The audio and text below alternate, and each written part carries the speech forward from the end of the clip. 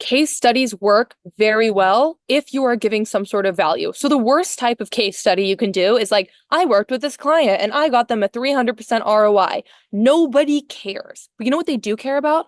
I worked with this client and I got them a 300% ROI. Steal my formula of exactly how I got that. Step one, I did this. Step two, I did this. Step three, I did this. That's going to get that. That's going to give them value rather than just saying it's all about me, me, me.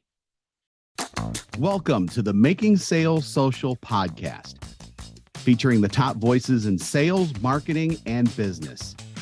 Join Bryn Tillman and me, Bob Woods, as we each bring you the best tips and strategies our guests are teaching their clients, so you can leverage them for your own virtual and social selling.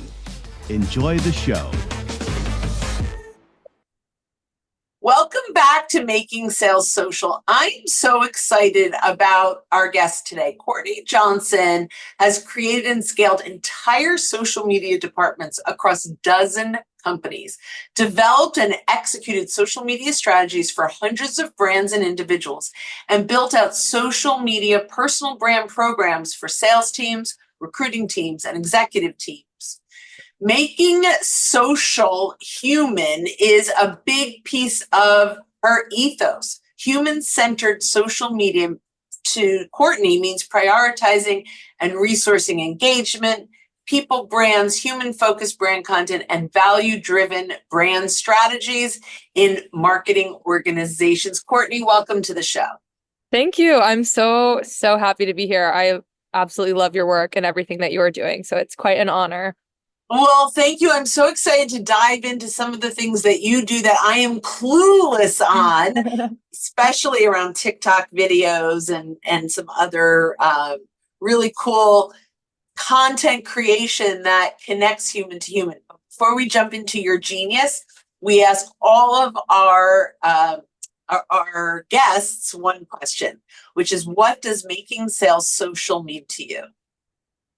Yeah, to me, that means that people buy from people, not brands, right? And so you can put all the effort and time and money into your brand marketing or branding, and that's fine, but you got to leave a little bit of that for your personal brand, especially your C-suite, especially your founders, especially your salespeople, your marketers, anybody that really has a lot of visibility in the organization. It's super, super important because people are going to make their decisions based on the people they want to work with. And we're not making logical decisions, right? Like people, your customers, your prospects might be buying from you just because they vibe with working with you in some way. They like your personality. They understand you culturally. They understand you from your background, whatever it may be. People buy from people, not brands. And so it's really just a recentering of putting the people back in the selling and putting the personal brand back in it rather than putting all of your effort into just the company brand. I love that. I think that's that human approach, right? Which is the core of your social branding and strategies. So that's perfect. TikTok, which is, I'm a grandmother, right? So TikTok, I may be a social media person, but I'm really in the business side and the LinkedIn side.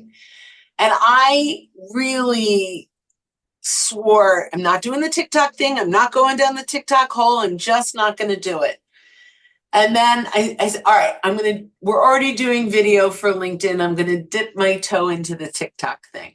Well, it's addictive, number one. Even if you swear you're never going to do it, it takes hold, even for the professionals. And so TikTok, which was really initially very social, not social selling, not brand oriented, has really become one of the foundational business platforms for connecting human to human, but also B2B. So start a little bit about where TikTok is today and why business people have to start taking it seriously.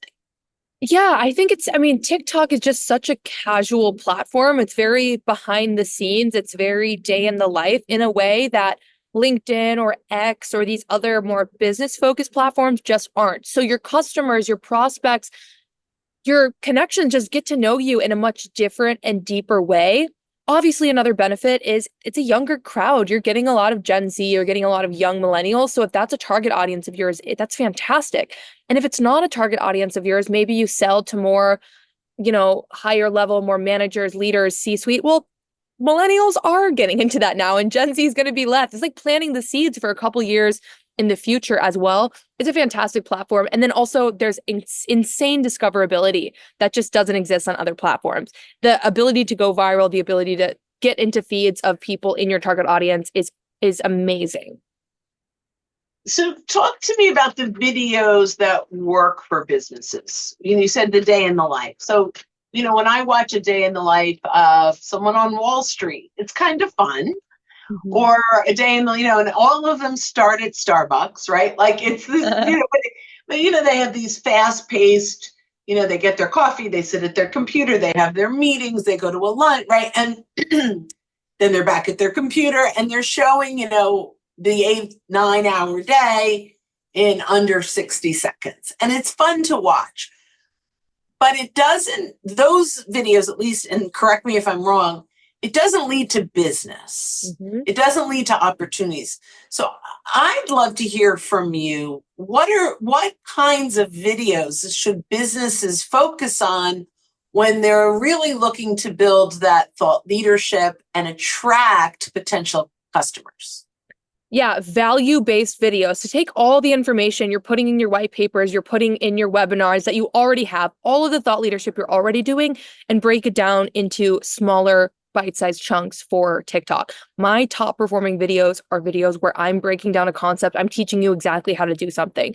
And it becomes pretty straightforward. You just want to become the subject matter expert in your field. So let's say your organization is operations AI tool that helps optimize processes. You need to become the processes and operations expert. You need to start from the beginning and help people master operations on their own. You're going to be seen as subject matter expert, gain top of mind awareness, and then they're going to naturally gravitate towards you when they're coming to their buying decision, or those videos are going to help as additional touch points in the funnel.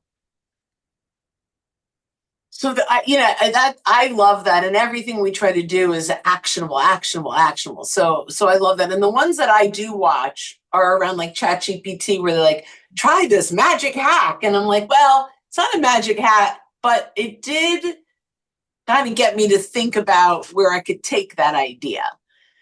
But I'm not sure. Although I have now purchased one thing from the TikTok store, which I'm like, I can't believe I just did this.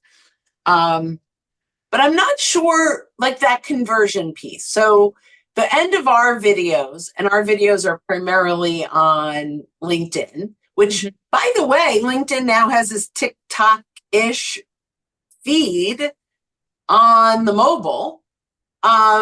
We have a call to action at the end. Want more tips like this?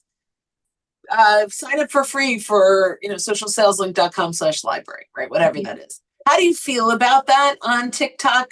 Like, I think it's acceptable on LinkedIn, but is that something that will turn off? Yeah, that will turn off people. I would limit your call to actions to maybe you have one call to action out of every 10 videos.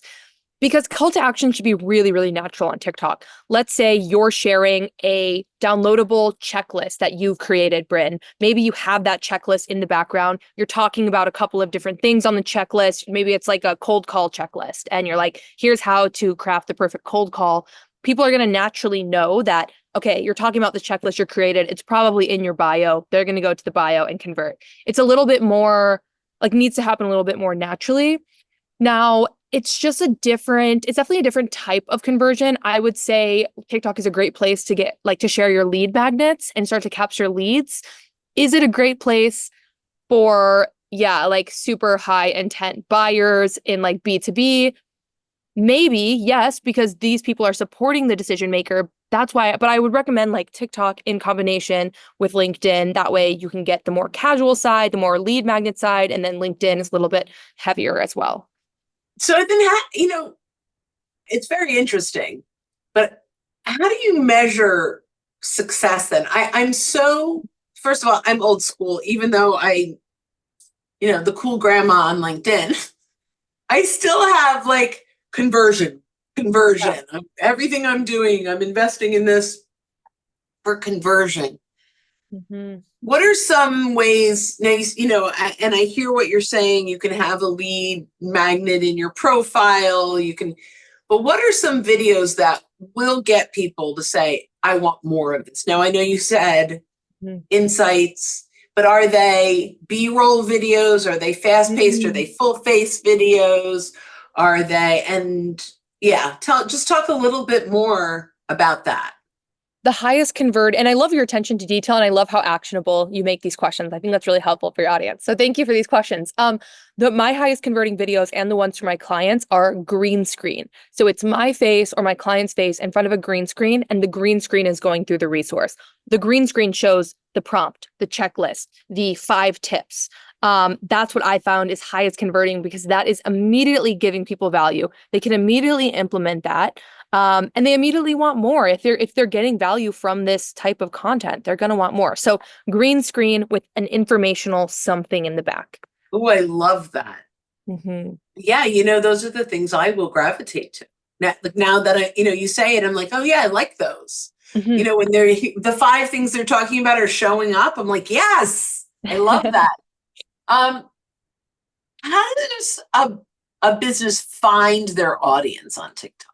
Yeah, honestly, the algorithm is really, really good as far as delivering your content to your audience. You just need to be using specific hashtags. So again, maybe have an operations tool where you're selling to COOs.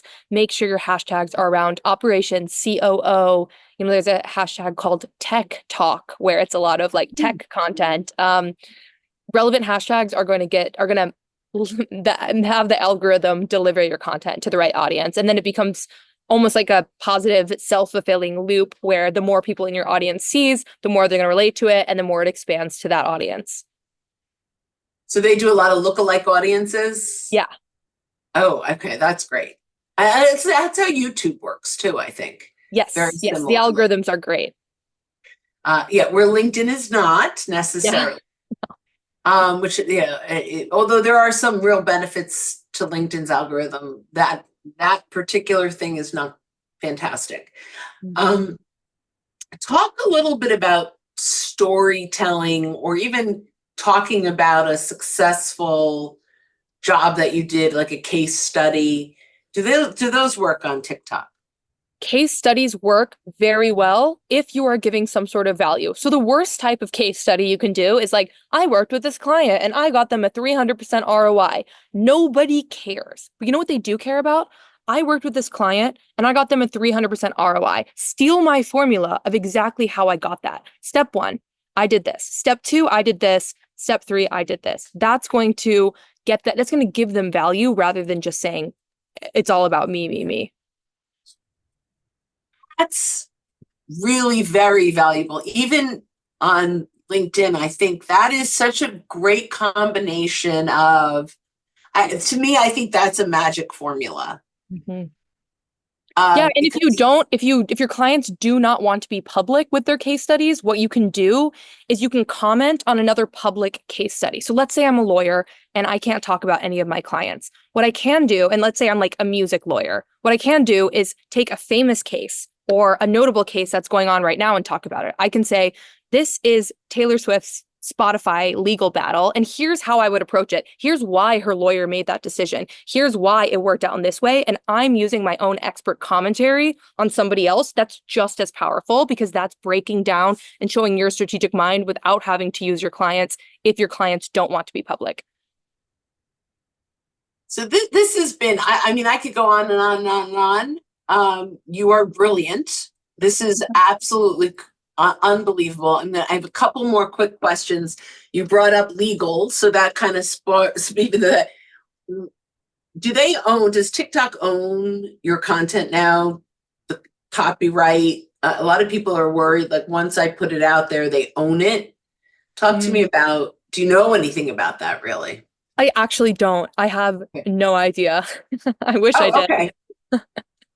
Yeah, so it's interesting on LinkedIn. I'm just going to share, there's a new setting that defaults to on. And we can use your content to teach our generative AI. and its default is on. So everyone, unless you turn it off, LinkedIn has the right to use all of your content, not even just LinkedIn and its affiliates. Oh.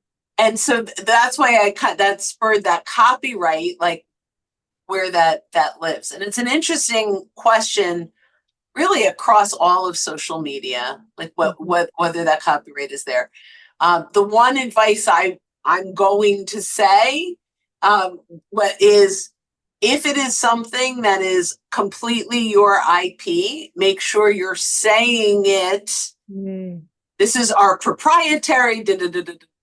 That's just my thought around that. And I don't know if that would work.